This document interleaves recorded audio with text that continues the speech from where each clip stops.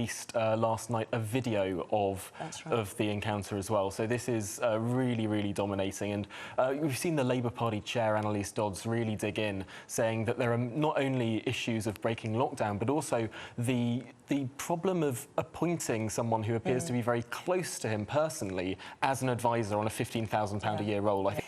Was it quick of Boris Johnson to say the matter is closed? Obviously, he will have known about this for a little while. I mean, it doesn't just suddenly come out. But could he go back on his word, do you think? I think that although the case closed for the Prime Minister, he'd like the case to be closed. I don't think it is for the British public. It does seem, however, they've learnt from some of these similar escapades in the past, because Matt Hancock was quick to have an apology, to admit he did wrong, whereas in previous examples of this, people have sort of been reticent to bring that apology forward. So potentially that changes things here. And also the other element here is that when it feels different when people aren't actually under a stay-at-home order, when we're not being told to stay in our houses, and people by May were moving around a bit more. That's right. Dare I say, people might have been hugging each other as well. It feels like it's of a different magnitude. However, the Health Secretary is such a prominent position. People have seen him on TV telling people what to do for the last year and a half. That's the issue. That's got to have an effect. Well, listen, we're going to talk much more about this. Obviously, it's great to have you here by my side, by the way, this morning. Thanks very much, Tom, for now on that. And do get your views in as well at GB News or GB Views at gbnews.uk as well. We'll read some of those out for you. What have you made of the matter? Now, moving on, the last year has taken a real toll on our children and young people. The number of under-17s taking antidepressants has... In trauma, the effect of 16 months of repeated lockdowns, isolation, missed school and fear of COVID. In some parts of the country, you can wait up to 4 years for help from a psychologist. Yeah, very concerning, this matter indeed. To discuss this, we're joined by Dr. Amanda Gummer, who is a child psychologist and the founder of the Good Play Guide. Dr. Gummer, thank you so much for joining us. Oh, Belvinder, are you there? Are you there? She was there. Women in the British Armed Forces. Plenty more on that in the show.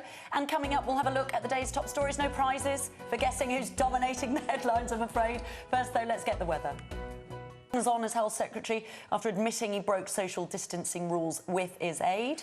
That's right. Let's start with the Sun, which broke this story yesterday. The press, isn't it? How can he cling on, asks the Mail. Let's have a look at the Mail.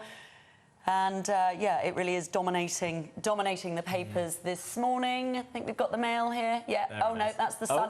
I can tell you, you don't need, you know, take it from me. It's all over the papers. We've seen the same pictures. And it says there's a furious backlash as well, but Hancock won't quit. That's in the Mail. Boris Johnson's backing him for the moment. And it's something we talked about earlier on. Moving on. The Telegraph takes it a little bit further, saying that Hancock faces a sack if affairs turn into a Barnard Castle moment, suggesting that the Health Secretary might be fired if the public... Another political story in the papers, just looking forward to a big by-election that's taking place on Thursday in Batley and Spen. I'll be actually going up there for GB News later next week. But it's a very interesting one, because it's a bit of a three-way race between the Tories, Labour, who held the seat, and George Galloway, who's running a very big insurgent campaign there. So it's an exciting one to keep an eye on. And that's next week. The story that caught my eye today, I mean, you knew about this already, but I didn't, and this is in the Eye, is inoculation incentives. So basically countries creating innovative schemes to improve vaccination uptake. So the picture is what caught... I'm a huge animal lover. I'm not loving this story for this reason, by the way, but a chicken, I mean, it's healthy chicken, but with a gentleman. This is in West Java, Indonesia. So basically they are trying to tempt people to have inoculations, have the vaccine. You know, it hilariously says, if you're in the UK, you're lucky, you might get offered a sticker if you get the jab. In other countries, they are rewarding people with chickens, pickled fish, and even multi-million-pound apartments.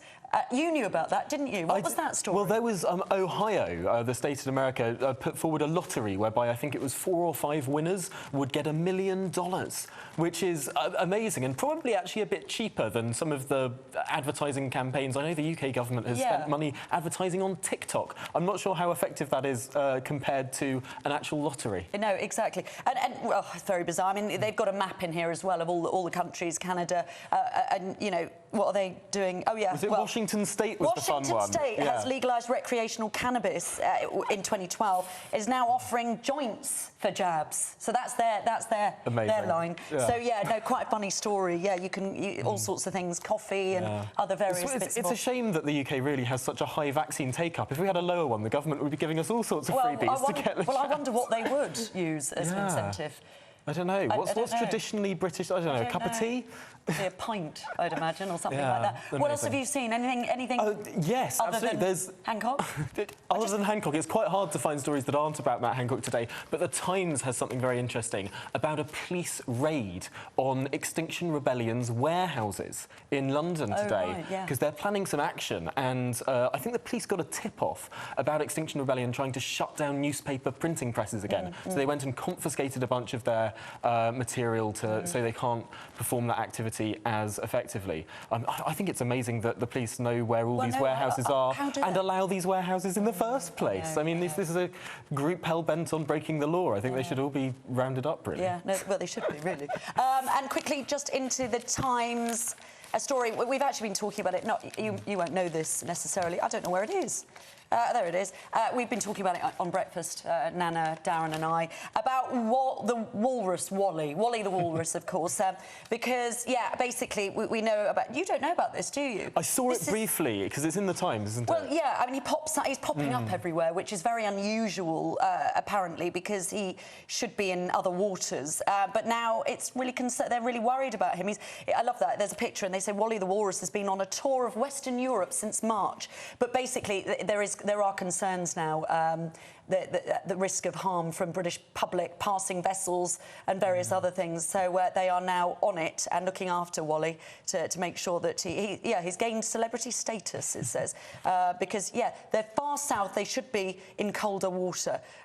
So, yeah, a little story, which is quite nice. That's in the Times this morning, if you want to know how he is. And we have been talking about tracking Wally on his tour, you see. So there we are. Well, fingers crossed for Wally. Yeah, absolutely. I think he needs it, sadly. Right, let's move on then and remember those faces of the happy clubbers in Liverpool a couple of months ago. It was one of a series of test events monitoring the spread of the virus at large gatherings. Well, the results are back and the news is good. Just 24 COVID cases were detected amongst the 58,000 who went to these events, including the Brit Awards, that club in Liverpool, and the FA Cup final. Well, the pilot schemes ran when case numbers were low and before the Delta variant took hold, but it's positive news. It's influenced the decision to let 60,000 go to the Euro final, of course.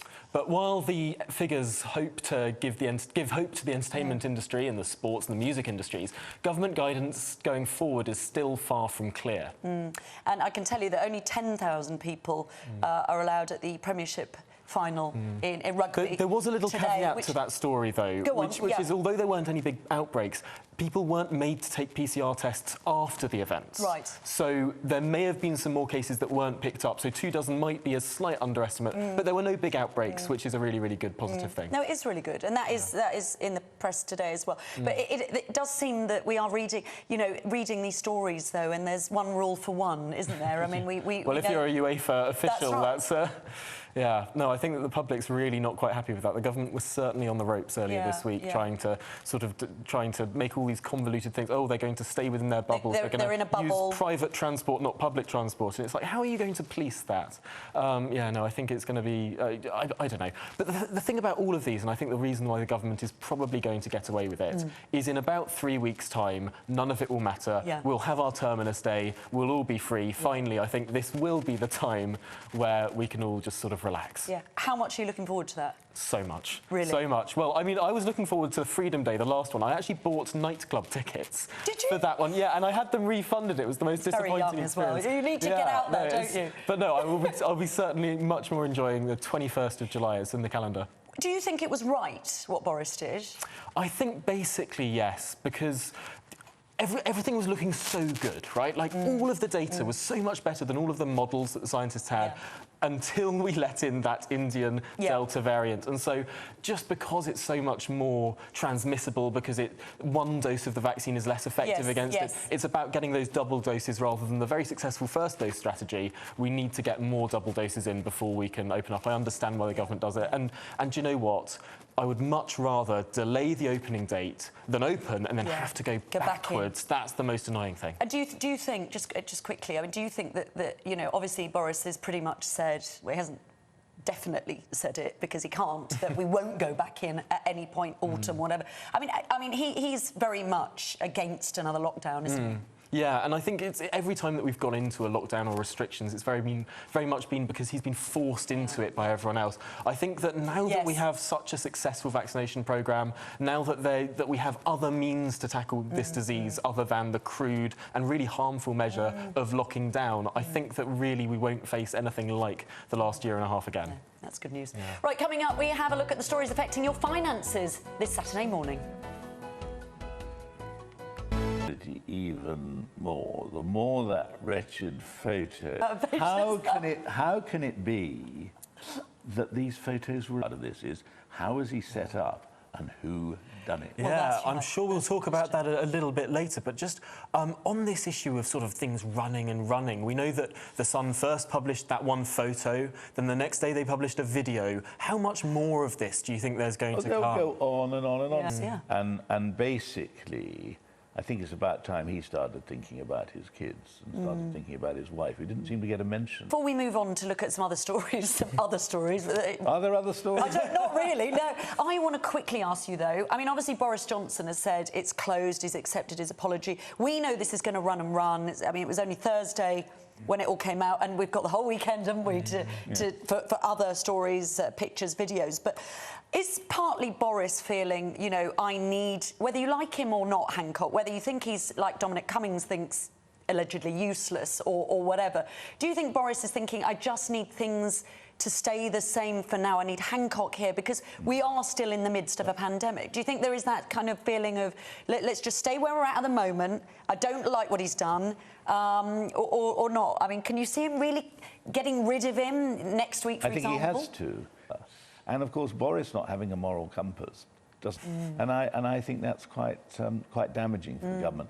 So, yeah, if Hancock rang me up and come back, if Boris rang up, I would say, Boris, you've simply... You see, what I don't understand about Boris and misdemeanour was wanting to stay in the EU, instead of which he allowed people to linger on. And I know, because I spent all flagellated every week by horrible for him, I think. Yeah, it's a very difficult time, isn't it? Listen, I'll tell you what, we're going to have to look at your other stories, if you've got any, later on now, How David. Disappointing. Oh, I'm so sorry about that. Sadly, it sort of monopolised our time for now, but you are staying here, aren't you? You're going to hang around for a bit? Yes, I've been promised a bacon butty. Oh, about to look at some other stories, if we can find any, that is.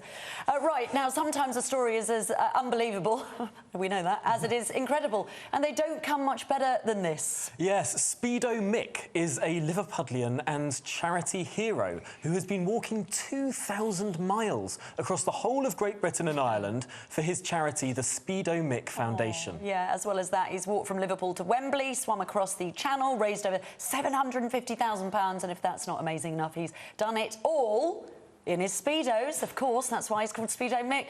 Mick is continuing his walk today. Oh, there he is. But he's found the time to come and speak to us this morning. There you are, ready and waiting for us. Good morning, Mick. Thank you so much for joining us. What an incredible man you are with your Speedos on. We'll have a look at those in a minute. Tell us where you are and how far you walked to get there. Well, right now I'm in South Asia,